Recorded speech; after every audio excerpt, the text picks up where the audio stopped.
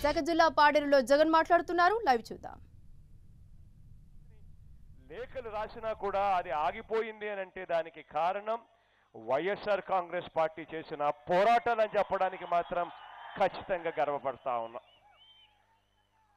ఇదే నియోజకవర్గానికి సంబంధించిన అప్పట్లో మన గిడ్డీశ్వరి అమ్మ అన్న మాటలు మీ అందరికీ కూడా బాగా గుర్తే ఉంటాయి.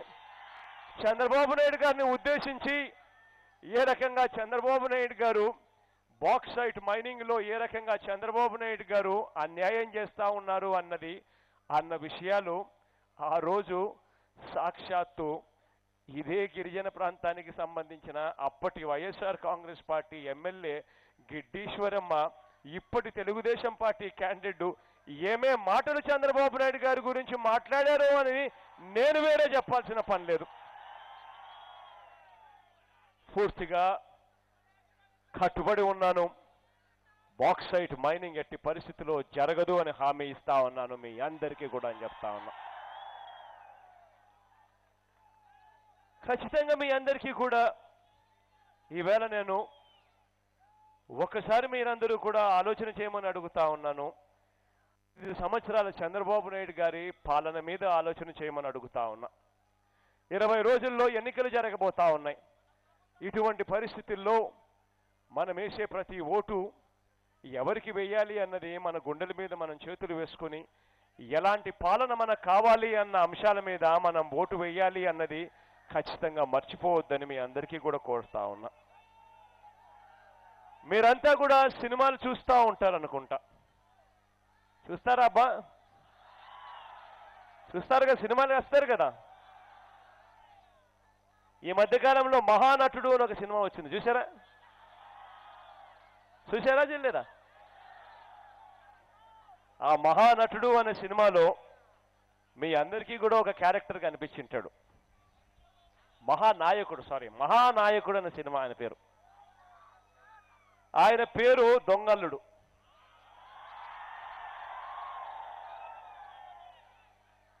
చేయనిది చేసినట్టుగా చేసింది చెయ్యనట్టుగా ఆయన ఈ మధ్యకాలంలో టీవీలలో అడ్వర్టైజ్మెంట్లు ఇస్తా ఉన్నాడు. మీ అందరికీ కూడా కనిపించే ఉంటాడు ఆయన. ఆయన గురించి నేను వేరే చెప్పాల్సిన పనిలా, ఆయన గారి పేరు మీ అందరికీ తెలిసే ఉంటుంది. ఆయన గారి గుణగుణాల గురించి ఒక్క లైన్ చెప్తే మీ అందరికీ డౌట్ కూడా ఉండదు. సొంత కూతుర్నిచ్చిన మామను వెన్నుపోటు పొడిచిన వ్యక్తి ఎవరు అని నేను చెప్పాల్సిన పనిలా మీ అందరికీ కూడా తెలుసు. 5 సంవత్సరాల ఈ పరిపాలనలో అవినీతిని చూశాం, హత్యలు చూశాం, దుర్మార్గాలు చూశాం, మోసం చూశాం. కానీ చెప్పే మాటలు మాత్రం ఎలా ఉంటాయి అనంటే ధర్మరాజుకు ధర్మం చేయడం ఎలాగో తానే నేర్పినట్టుగా మాటలు మాట్లాడతాడు. హరిశ్చంద్రుడికి నిజాలు ఎలా చెప్పాలనో తానే చెప్పినట్టుగా బిల్డప్ ఇస్తాడు మనందరికీ.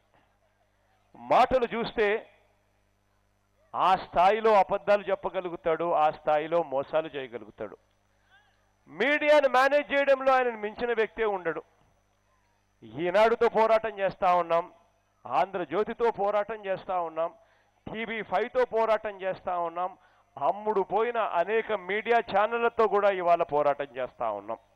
ఆ స్థాయిలో జరుగుతూ ఉంది ఇవాళ ధర్మానికి అధర్మానికి మధ్య యుద్ధం. ఆ స్థాయిలో ఇవాళ జరుగుతూ ఉంది. మీ అందరికీ కూడా నేను ఒకటే చెప్తా ఉన్నా, ఇటువంటి మనిషి నోట్లో 5 సంవత్సరాలు ప్రజలను అన్యాయంగా మోసం చేసిన నోట్లో నుంచి, అబద్ధాలు చెప్పిన నోట్లో నుంచి, దౌర్జన్యాలు చేసిన నోట్లో నుంచి ఈరోజు ఆయన నోట్లో నుంచి వస్తున్న మాట ఏమిటో తెలుసా? మీ భవిష్యత్తు నా బాధ్యత అని చెప్పి అంటా ఉన్నాడు ఈ పెద్ద మనిషి చంద్రబాబు నాయుడు గారు.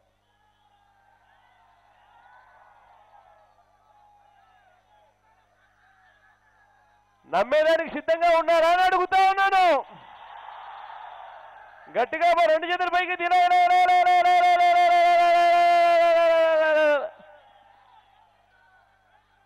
5 సంవత్సరాలు మన కర్మ కొద్దీ మన జీవితాలు ఆయన చేతుల్లో పెట్టాం. పెట్టిన తర్వాత మన జీవితాలు బాగుపడ్డాయా అని అడుగుతా ఉన్నాను మీ అందరినీ కూడా అనేవాళ్ళ.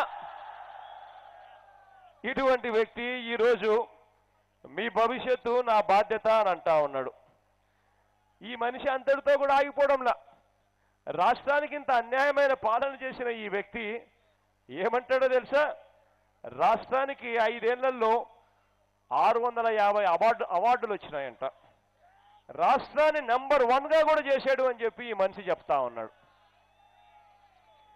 ఒక్కసారి నేను నిజం చెప్పాల, రాష్ట్రాన్ని నిజంగానే నంబర్ 1 చేశాడు. నిజంగానే చేశాడు. ఏ దాంట్లో చేశాడో తెలుసా? రుణమాఫీ వాగ్దానం చేసి రైతులకు ఎగ్గొట్టడంలో నంబర్ 1 చేశాడు రాష్ట్రాన్ని. నిజంగానే రాష్ట్రాన్ని నంబర్ 1 చేశాడు. పొదుపు సంఘాల రుణాలన్నీ కూడా మాఫీ చేస్తాను అని చెప్పి అక్క చెల్లెమ్మలను మోసం చేయడంలో మాత్రం ఖచ్చితంగా నంబర్ 1 చేశాడు రాష్ట్రాన్ని. అంతేకాదు, ఇంటికో ఉద్యోగం అన్నాడు, ఉద్యోగం వచ్చేదాకా 2000 రూపాయలు నిరుద్యోగ భృతి అన్నాడు. 5 ఏళ్ల తర్వాత ఆయన చేసింది ఏమిటి అని అంటే, పిల్లలు కూడా వదిలిపెట్టుకోకుండా వాళ్ళను కూడా మోసం చేయడంలో రాష్ట్రాన్ని నంబర్ 1 చేశాడు ఈ పెద్ద మనిషి చంద్రబాబు. పూర్తి ఫీజు రీయింబర్స్మెంట్ ఇవ్వకుండా పిల్లలు ఇవాళ చదువుకోవాలి అని అంటే ఆస్తులు అమ్ముకుంటే తప్పనిచ్చి చదువు అవ్వని పరిస్థితిలో ఇవాళ పిల్లలు ఉన్నారు. ఆ పిల్లలను చదివించలేక తల్లిదండ్రులు ఆత్మహత్యలు చేసుకుంటా ఉన్న పరిస్థితిలో ఇవాళ ఉన్నారు. కేజీ నుంచి పీజీ దాకా ఉచితంగా చదువు చెప్పిస్తాను అని చెప్పి మోసం చేసే దాంట్లో మాత్రం ఖచ్చితంగా ఈ రాష్ట్రాన్ని నంబర్ 1గా చేశాడు ఈ పెద్ద మనిషి చంద్రబాబు నాయుడు గారు. ఇదే పెద్ద మనిషి చంద్రబాబు నాయుడు గారు మొదటి సంతకంతో బెల్ట్ షాపులు రద్దు అన్నాడు. మొదటి సంతకంతో బెల్ట్ షాపులు రద్దు అన్నాడు. ఏమక్క? అయ్యాయా అక్క? అయ్యాయా అమ్మాయ్యా? అయ్యాయన్నా అక్క? అయ్యాయా అయ్యాక బెల్ట్ షాపులు రద్దు అని మొదటి సంతకం చేశాడు. కానీ ఇవాళ గ్రామం చూస్తే బెల్ట్ షాపులు ఒకటి కాదు, ఊర్లో 4-5 కనిపించేట్టుగా రాష్ట్రాన్ని తాగుడు ఆంధ్రప్రదేశ్గా మార్చిన ఘనత దాంట్లో మాత్రం ఆయనకే నంబర్ 1 స్థానం ఇవ్వాలి అని చెప్పి మాత్రం ఖచ్చితంగా చెప్పాలి. ఆరోగ్యశ్రీ అమలు చేయకపోవడంలో, ఆపరేషన్ల కోసం ఆస్తులు అమ్ముకునే పరిస్థితిలోకి ప్రజలను తీసుకురావడంలో 108 అనే నెంబర్కు ఫోన్ కొడితే ఖొయ్ ఖొయ్ ఖొయ్ అంటూ రావాల్సిన అంబులెన్సు రాకపోవడంలో మాత్రం రాష్ట్రాన్ని నంబర్ 1గా ఖచ్చితంగా చేశాడు ఈ పెద్ద మనిషి చంద్రబాబు నాయుడు గారు. సిపిఎస్ ఉద్యోగులు 5 సంవత్సరాలుగా మాకు ఈ సిపిఎస్ రద్దు చేయండి అని, పాత పెన్షన్ విధానం అమలు చేయండి అని చెప్పి అడుగుతా ఉన్నా కూడా ఆ ఉద్యోగస్తులను గాలికి వదలడంలో మాత్రం ఈ పెద్ద మనిషి రాష్ట్రానికి నంబర్ 1 ముఖ్యమంత్రిగానే పనిచేశాడు ఈ పెద్ద మనిషి. ఇదే పెద్ద మనిషి చంద్రబాబు నాయుడు గారి పాలనలో రాష్ట్రం ఏ విషయాలలో నంబర్ 1 అయిందో తెలుసా? మద్యం అమ్మకాలలో ఈరోజు రాష్ట్రం నంబర్ 1. పెట్రోలు డీజిల్ రేట్లు దేశంలోనే, మన రాష్ట్రంలోనే పెట్రోలు డీజిల్ రేట్లు అత్యధికంగా అత్యధిక రేట్లతో అమ్మే కార్యక్రమంలో రాష్ట్రం నంబర్ 1. రైతుల ఆత్మహత్యల్లో నంబర్ 1. కార్పొరేట్ స్కూళ్ళు కాలేజీల్లో విద్యార్థుల ఆత్మహత్యల్లో నంబర్ 1. కార్పొరేట్ స్కూళ్ళు కాలేజీలు ఫీజులు పెంచడంలో రాష్ట్రంలో నంబర్ 1. మహిళల మీద నేరాలు చేసిన మంత్రుల్లో అత్యధికంగా ఉన్న మంత్రులు మన రాష్ట్రంలోనే ఉన్నారు, దాంట్లో నంబర్ 1. శాసనసభలో 22 మందితో పార్టీని మార్పించి దుశ్శాసనసభగా మార్చడంలో నంబర్ 1. ప్రతిపక్షానికి సంబంధించిన నాయకులను మర్డర్ చేయడంలో, చంపించడంలో నంబర్ 1. ప్రతిపక్షాల వారి మీద కేసులు పెట్టడంలో నంబర్ 1. టీడీపీ నాయకుల మీద నేరాలు ఎత్తేస్తూ జీవోలు ఇవ్వడంలో రాష్ట్రం నంబర్ 1. దేవుడు భూములు కూడా చివరికి వదలకుండా మింగడంలో రాష్ట్రం నంబర్ 1. ఓటుకు కోట్లు ఇస్తూ దొరికి రాష్ట్రాన్ని తాకట్టు పట్టి రాజీ పడడంలో రాష్ట్రం నెంబర్ 1. ఏపీ ఆస్తులను వదులుకోవడంలో రాష్ట్రం నెంబర్ 1. ప్రత్యేక హోదాను అడిగితే కేసులు పెట్టడంలో రాష్ట్రం నెంబర్ 1. ప్రత్యేక హోదాను తాకట్టు పెట్టడంలో రాష్ట్రం నెంబర్ 1. భూదందాల్లో రాష్ట్రం నెంబర్ 1. ఆక్రమణలో రాష్ట్రం నెంబర్ 1. కుంభకోణాలలో రాష్ట్రం నెంబర్ 1. ఇసుక మట్టి బొగ్గు కాంట్రాక్టర్లు కరెంటు కొనుగోలు రాజధాని భూములు విశాఖ భూములు చివరికి దళితుల భూములు కూడా వదిలిపెట్టకుండా దోచేయడంలో ఈ పెద్ద మనిషి చంద్రబాబు నాయుడు గారు ముఖ్యమంత్రికి నెంబర్ 1 స్థానం ఖచ్చితంగా ఇవ్వాల్సిందే. గ్రామంలోనూ జన్మభూమి కమిటీలు, ఆ జన్మభూమి కమిటీల మాఫియాను తయారు చేశారు. రాష్ట్రంలో ఎప్పుడూ ఇంతకు ముందు లేని విధంగా ఈరోజు ఎవరికైనా పెన్షన్ కావాలన్నా లేకపోతే ప్రభుత్వ పథకం ఏదైనా కావాలన్నా లేకపోతే చివరికి మరుగుదొడ్లు కావాలన్నా కూడా ఇవాళ అడిగే మొట్టమొదటి ప్రశ్న ఏమిటి? మీరు ఏ పార్టీ వారు అని అడుగుతా ఉన్నారు. మొట్టమొదటి ప్రశ్న. లంచాలు లేనిదే ఒక్క అడుగు కూడా ముందుకు పడని పరిస్థితి. ఇటువంటి పాలన ఇస్తా ఉన్నందుకు ఈయనే నెంబర్ 1 అని చెప్పి ఖచ్చితంగా చెప్పాల. మీడియా మేనేజ్మెంట్లో నెంబర్ 1, వ్యవస్థలను మేనేజ్ చేయడంలో కూడా ఈయనే పెద్ద మనిషి నెంబర్ 1.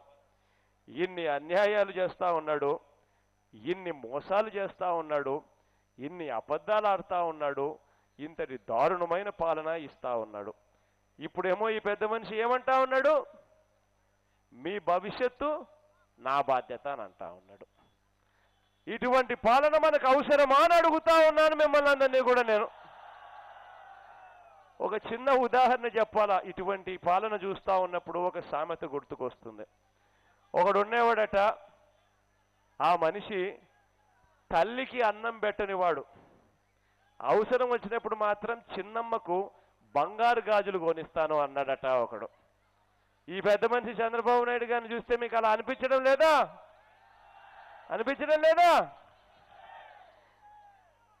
ఇంకొక ఉదాహరణ కూడా చెప్తా. ఇటువంటి పాలన చూసినప్పుడు మీకు ఒక సర్పంచ్ ఉన్నాడు.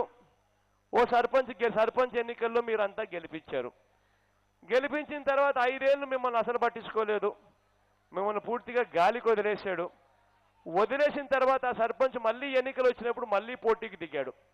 పోటీకి దిగి మళ్ళీ ఆ సర్పంచ్ మీతో అన్నాడు, ఈసారి 2022కి వచ్చేసరికి ఇంటింటికి మంచినీళ్ళు ఇస్తా, ఈసారి 2029 నాటికి వచ్చేసరికి ప్రతి వీధికి సిమెంట్ రోడ్డు వేస్తా, 2050 అంటే ఆయన ఉంటాడో లేడో కూడా తెలియదు, 2050 సంవత్సరానికి వచ్చేసరికి మన గ్రామాన్ని మన జిల్లాలోనే నెంబర్ 1 గ్రామంగా చేస్తాను అని చెప్పి 5 ఏళ్ళు అవకాశం ఉన్నప్పుడు మీకు మేలు చేయని సర్పంచు ఆ తర్వాత మళ్ళీ ఎన్నికలు వచ్చేసరికి ఈ మాదిరిగా మీకు చెప్పడం మొదలు పెడితే ఇలాంటి సర్పంచ్ను మీరు ఏమంటారు అని అడుగుతా ఉన్నాను మిమ్మల్ని అందరినీ కూడా నేను.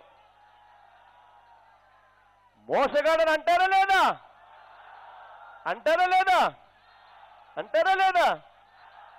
మరి ఇవాళ చంద్రబాబు నాయుడు గారి పరిస్థితి ఇవాళ ఎలా ఉందో ఒక్కసారి ఆలోచన చేయమని అడుగుతా ఉన్నా. ఇవాళ ఇదే పెద్ద మనిషి చంద్రబాబు నాయుడు గారు 2014 నుంచి 2019 ఈ 5 సంవత్సరాలలో ఆయన తాను చేసిన పాలన చూసి ఓటేయమని చెప్పి అడగడంలా, ఎందుకనంటే ఓట్లు పడవని చెప్పి ఆయన అంటా ఉన్నాడు, మీ భవిష్యత్తు నా బాధ్యత అని చెప్పి నాకు ఓటేయమని చెప్పి అడుగుతా ఉన్నాడు ఈ పెద్ద మనిషి చంద్రబాబు నాయుడు గారు. ఇటువంటి వ్యక్తికి మీరు ఓటు వేస్తారా అని అడుగుతా ఉన్నాను మిమ్మల్ని అందరినీ కూడా నేను. ఒక్కసారి ఆలోచన చేయమని అడుగుతా ఉన్నా. ఈ పెద్ద మనిషి ఇన్ని అన్యాయాలు మోసపూరిత పాలన చేస్తా ఉన్నాడు కాబట్టి ఎన్నికల దగ్గరకు వచ్చేసరికి ఈసారి చంద్రబాబు నాయుడు ఏం చేస్తాడో తెలుసా? మీకు ప్రతి గ్రామానికి డబ్బులు పంపిస్తాడు.